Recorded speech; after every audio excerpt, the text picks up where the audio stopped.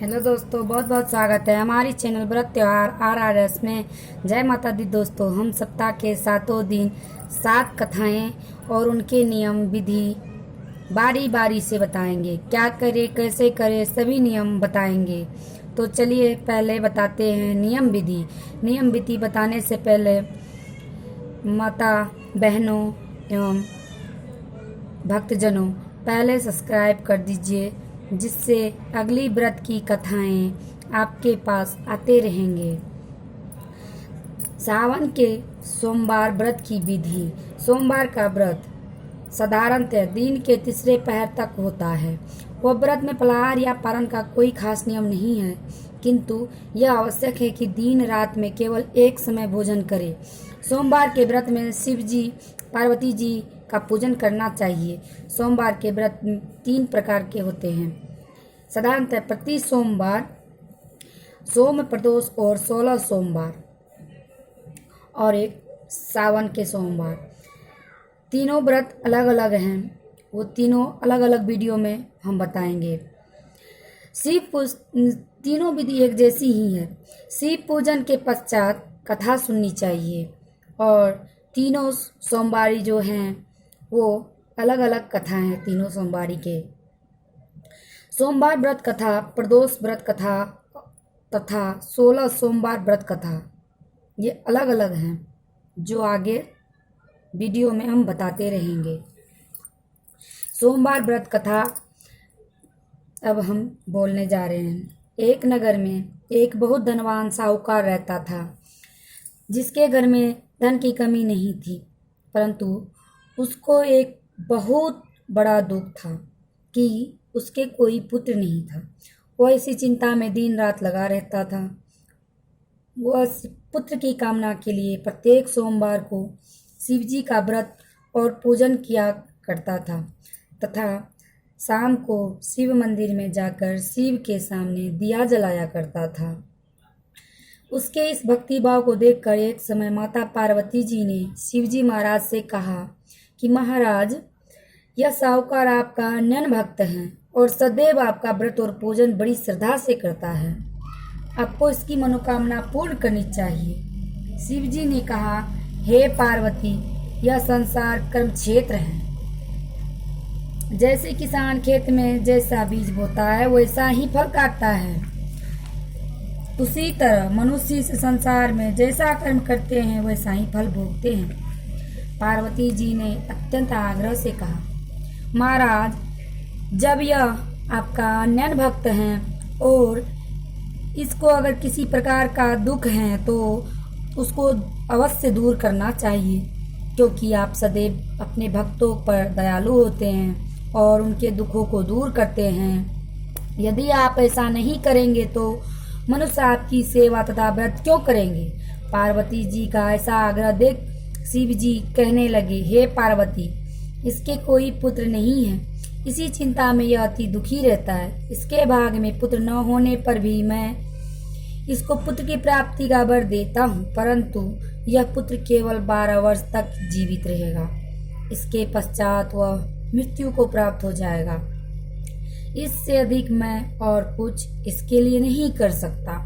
यह सब बातें साहूकार सुन रहा था। इससे उसको न कुछ प्रसन्नता हुई और न ही कुछ दुख हुआ। वह पहले जैसा ही शिव जी महाराज का व्रत और पूजन करता रहा।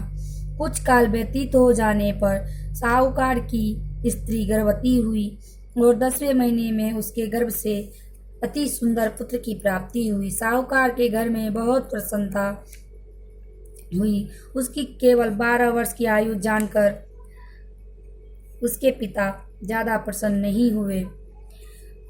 जब वह बालक 11 वर्ष का हो गया तो उस बालक की माता ने उसके बच्चे के पिता से कहा, विवाह कर दिया जाए। तब साहूकार कहने लगे कि अभी मैं इसका विवाह नहीं करूंगा, अपने पुत्र को काशी जी पढ़ने के लिए भेजूंगा। फिर साहूकार ने अपने साले अर्थात बालक के मामा को बुलाकर उसको बहुत सा धन देकर कहा, तुम इस बालक को काशी जी पढ़ने के लिए ले जाओ और रास्ते में जिस स्थान पर भी जाओ यज्ञ तथा ब्राह्मणों को भोजन कराते जाओ। वह दोनों मामा भांजे यज्ञ करते और ब्राह्मण को भोजन कराते जा रहे थे। रास्ते में उनको एक शहर पड़ा। उस शहर में राजा की कन्या का विवाह था और दूसरे राजा का लड़का जो विवाह करने के लिए बारात लेकर आया था वह एक आंख से कान्हा था। उनके पिता को इस बात की बड़ी चिंता हुई कि कहीं वर को देखकर कन्या के माता पिता विवाह में किसी प्रकार की अड़चन पैदा न कर दे। इस कारण जब उसने अति सुंदर सेठ के लड़के को देखा तो मन में विचार किया कि क्यों न दरवाजे के समय इस लड़के से वर का काम चलाया जाए। ऐसा विचार कर वर के पिता ने उस लड़के और मामा से बात की तो वे राजी हो गए। फिर उस लड़के और वर के कपड़े पहनाकर घोड़ी पर चढ़ाकर दरवाजे पर ले गए और सब कार्य प्रसन्नता से पूर्ण हो गए। फिर वह वर के पिता ने सोचा कि यदि विवाह कार्य में इसी लड़के से करा लिया जाए तो क्या बुराई है। ऐसा विचार कर लड़के और उनके मामा से कहा, यदि आप फेरे का और कन्यादान के काम को भी करा दे तो आपकी बड़ी कृपा होगी और मैं इसके बदले में आपको बहुत धन दूंगा। तो उन्होंने स्वीकार कर लिया और विवाह कार्य में बहुत अच्छी तरह से संपन्न हो गया। परंतु जिस समय लड़का जाने लगा तो उसने राजकुमारी की चुनरी के पल्ले पर लिख दिया कि तेरा विवाह तो मेरे साथ हुआ है, परंतु जिस राजकुमार के साथ तुमको भेजेंगे वह एक आंख से काना है और मैं काशी जी पढ़ने जा रहा हूँ। लड़के के जाने के पश्चात उस राजकुमारी ने जब अपनी चुनरी पर ऐसा लिखा हुआ पाया तो उसने राजकुमार के साथ जाने से मना कर दिया और कहा कि यह मेरा पति नहीं है, मेरा विवाह इसके साथ नहीं हुआ है, वह तो काशी जी पढ़ने गया है। राजकुमारी के माता पिता ने अपनी कन्या की विदा नहीं की और बारात वापस कर दिया। उधर सेठ का लड़का और उसका मामा काशी जी पहुंच गए। वहां जाकर उन्होंने यज्ञ करना और लड़के ने पढ़ना शुरू कर दिया। जब लड़के की आयु 12 साल की हो गई उस दिन उन्होंने यज्ञ रचा रखा था कि लड़के ने अपने मामा से कहा, मामा जी आज मेरी तबीयत कुछ ठीक नहीं है। मामा ने कहा अंदर जाकर सो जाओ। लड़का अंदर जाकर सो गया और थोड़ी देर में उनके प्राण निकल गए। जब उसके मामा ने आकर देखा कि वह बड़ा मुर्दा पड़ा हुआ है, बड़ा दुख हुआ और उसने सोचा कि अगर मैं अभी रोना पीटना मचा दूंगा तो यज्ञ का कार्य अधूरा रह जाएगा। अतः उसने जल्दी से यज्ञ का कार्य समाप्त कर ब्राह्मणों के जाने के बाद रोना पीटना आरंभ कर दिया। संयोगवश उसी समय शिव पार्वती जी उधर जा रहे थे।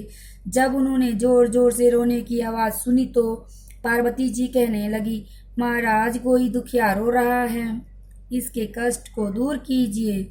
जब शिव पार्वती ने पास जाकर देखा तो वहाँ एक लड़का मुर्दा पड़ा था।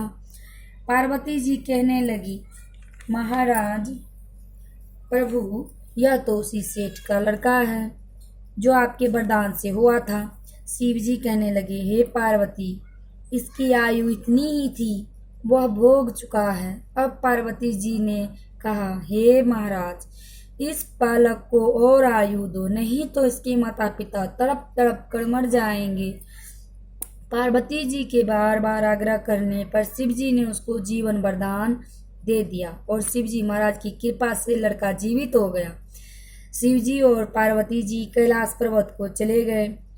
तब वह लड़का और मामा उसी प्रकार यज्ञ करते, ब्राह्मणों को भोजन कराते अपने घर की ओर चल पड़े।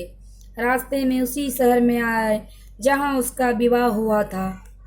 वहां पर आकर उन्होंने यज्ञ आरंभ कर दिया तो उस लड़के के ससुर ने उसको पहचान लिया और अपने महल में ले जाकर उसकी बड़ी खातिर की।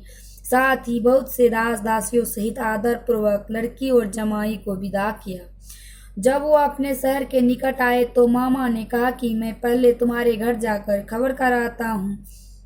जब उस लड़के का मामा घर पहुंचा तो लड़के के माता पिता घर की छत पर बैठे थे और ये प्रण कर रखा था कि यदि हमारा पुत्र सकुशल लौट आया तो हम राजी खुशी नीचे आ जाएंगे, नहीं तो छत से गिरकर अपने प्राण खो देंगे। इतने में उस लड़के के मामा ने आकर यह समाचार दिया कि आपका पुत्र आ गया है, तो उनको विश्वास नहीं आया। तब उसके मामा ने शपथ पूर्वक कहा कि आपका पुत्र अपनी स्त्री के साथ बहुत सारा धन लेकर आया है। तो सेठ ने आनंद के साथ उसका स्वागत किया और बड़ी प्रसन्नता के साथ रहने लगे। इसी प्रकार से जो कोई भी सोमवार व्रत को धारण करता है अथवा इस कथा को सुनता, पढ़ता या सुनाता है, उसकी समस्त मनोकामनाएं पूर्ण होती हैं। और अंत में कथा कैसी लगी कमेंट्स में ज़रूर बताइएगा।